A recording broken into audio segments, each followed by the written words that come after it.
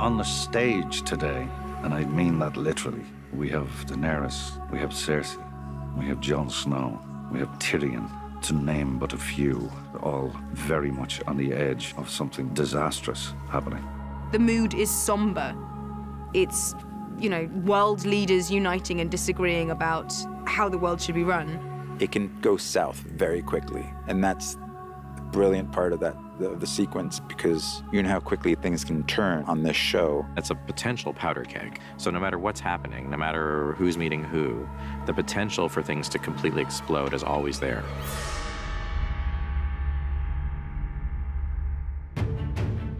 The Dragon Pit is probably one of the most essential sequences in all of Game of Thrones. Tyrion and his posse, they know they're entering a dangerous place, and they know they're taking a risk coming here.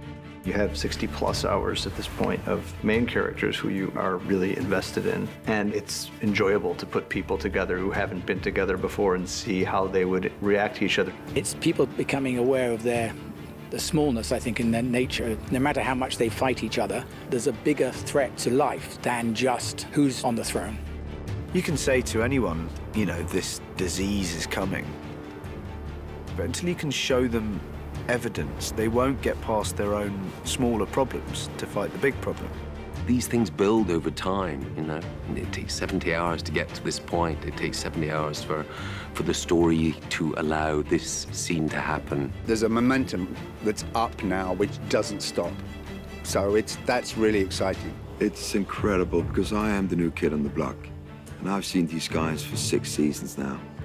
And then all of a sudden being part of the scene. I think this is going to be one of the scenes of this season. The Dragon Pit epitomizes the central challenge of Season 7, where we have, I don't know, a dozen of our principal characters all in the same place, many of whom haven't seen each other since a very dramatic incident years before between them. So that scene was incredibly tricky to write and incredibly tricky to film. You want to be able to service all of these characters, and that was tremendously fun to plot out. Conflicts between people, friendships between people, which ones you wanted to highlight and which ones that you're gonna have to let fall by the wayside. You have, you know, it seems like dozens of little mini scenes. So we had to find great moments and character interactions and story for all of these characters. It was just so much fun to write for all these guys together. It kind of forced us to really explore what the different tonal variations were in those reunions. You know, it's trying to keep an eye on what they're all there for. I mean, they're all there for a reason, which is to discuss the possibility of an alliance and whether that's even possible with these people who have so many reasons for hating each other and so few reasons for trusting each other. Welcome, my lords. For Pod to see Tyrion, I mean, that guy was the most important person in the world to him. He was the only person who'd given him a chance. I'm glad you're alive. There's something very sweet in it. And amongst all the big stuff, the small stuff still happens as well, and that's what adds to the texture of the show. I think that stuff's never forgotten about. What's in there? Fuck off. There's a really wonderful moment where Brienne spies the Hound, and she realizes that she has to sort of apologize, maybe for nearly killing him, maybe. But she also brings to him the news that she knows he wants to hear, that Arya is alive and Arya's home. Oh, that was a relief. Yeah, of course. And a concern, is she all right? Who's protecting her if you're here? The only one that needs protecting is the one that gets in her way. And then it turns out that we don't need to worry about Arya, because I've taught her everything. What I love about Tyrion and Bronn's relationship is they know exactly who they are. Tyrion prods him a little bit about how much Bronn is doing things out of self-interest. Don't you worry about me. I'm doing all right. Looking after myself. Are you? Helping me to arrange this meeting wasn't exactly looking after yourself, was it? It's your head Queen Cersei's offered a bag of gold for us, not mine. Knocks on his tin heart a little bit. Knows there's something in there. It's good to see you again.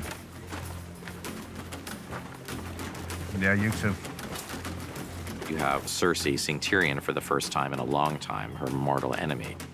So the first time they lock eyes when she walks in, that's a moment.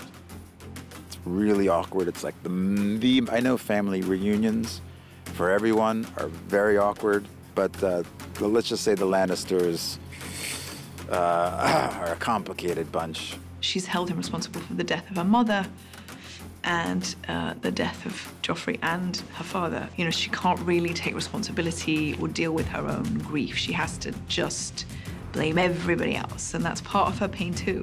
Lena gives me a look that I never want to see ever again. It's, yeah, it almost flattened me. I wanted to hide. Met my brother. That was good. I had a standoff with him, which was great fun. That was great. Ignoring a very serious situation, the Hound just goes straight to him and goes, basically, you and me, pal, we haven't finished. You're getting it. There's a non-verbal 4 or 5 second thing between Cersei, Jaime, and Brienne. That's not even a line of dialogue. It's just a little mini scene built out of looks. It's sort of like one of the worst things that happens to you at school. I think it's Brienne's idea of absolute abject hell. Fighting the Hound wasn't abject hell, but a moment of having to deal with Jaime and Cersei is the most excruciating thing that could possibly happen to Brienne.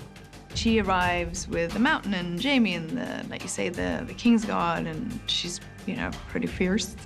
And then she realizes that Dany isn't here, and that pisses her off, obviously.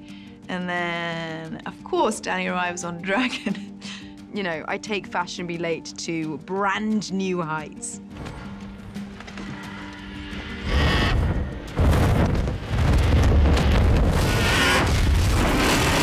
She's very theatrical with her entrance, though. Yeah. It's kind of funny that you go, wow, she really has to show off her power, but fair enough. And she tries desperately to not be impressed by that arrival, and everyone else, obviously, as you would, is standing up in awe of this. And then, you know, in walks this young beauty of a queen, and she's immediately beyond frustrated on many levels. We've been here for some time. My apologies. And then all she gets from Dany is apologies, you know, and that then drives her in the scene. She can't bear it. We have something to show you.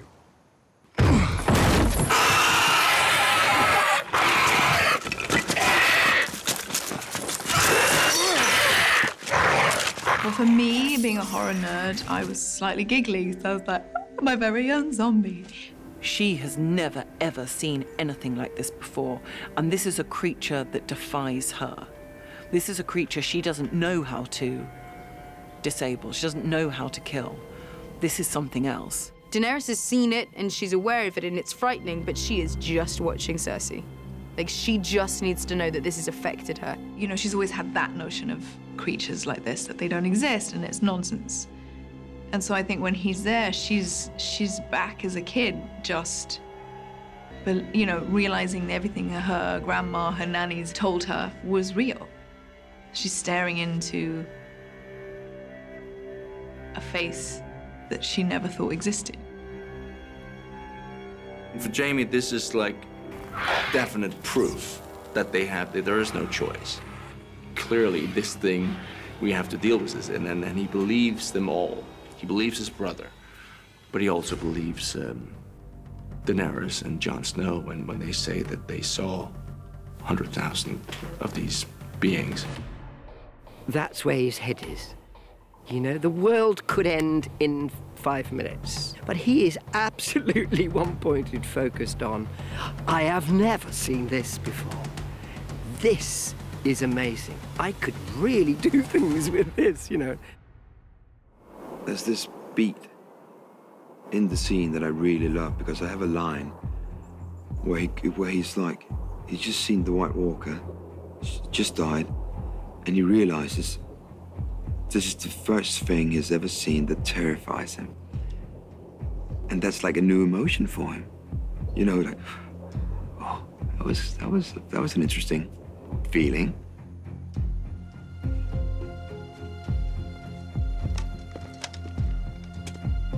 I'm going back to my island. You should go back to yours. When winter's over, we'll be the only ones left alive. And then it all rests. Her dragon's death, everything rests on Jon Snow just lying. The crown accepts your truce. In return, the king in the north will extend this truce. He will remain in the north where he belongs. He will not take up arms against the Lannisters. He will not choose sides. They've got a plan of action. And then it all kind of falls apart with Jon's honor again. It's like, come on, dude. Like, it's all you gotta do. Just this one time, just tell a fib, and he can't. He just can't. Like, that was the bad move. That was a bad choice, but thanks so much. I am true to my word. Or I try to be. That is why I cannot give you what you ask. I cannot serve two queens. Tyrion, knowing his sisters so well, knows that that's not going to go over well. And of course, it doesn't. And when Jon does that, the whole thing crumbles. So it's sort of like, I get it, but Then there is nothing left to discuss. It is so much fun with all of us all together. Having been isolated for so long and then suddenly, boom, I'm working with everybody. It was quite kind of event for me. I loved it. It's lovely. It's all of us being together. So we're all kind of, you know. that was really exciting because we are all just a big, happy family. And that extended to after work, unfortunately, because we had way too much fun. You know, usually like here, you're on set and then you have a couple of other actors to hang out with. Suddenly we were like 10, 15 at the same hotel. It was just a recipe for disaster. But it was fun though. Having been so invested in the show for so long, for so many years, it's just so thrilling. And I was personally very excited to finally meet Daenerys. And I hope for the fans that they see a satisfying realization of what I think they've all been maybe waiting for, is for these worlds to be collided. Those 10 days were 10 of the most enjoyable days I've ever spent doing this show, because it's all these people having such an excellent time just being in each other's company. I will never forget those days on that set. They were outstanding.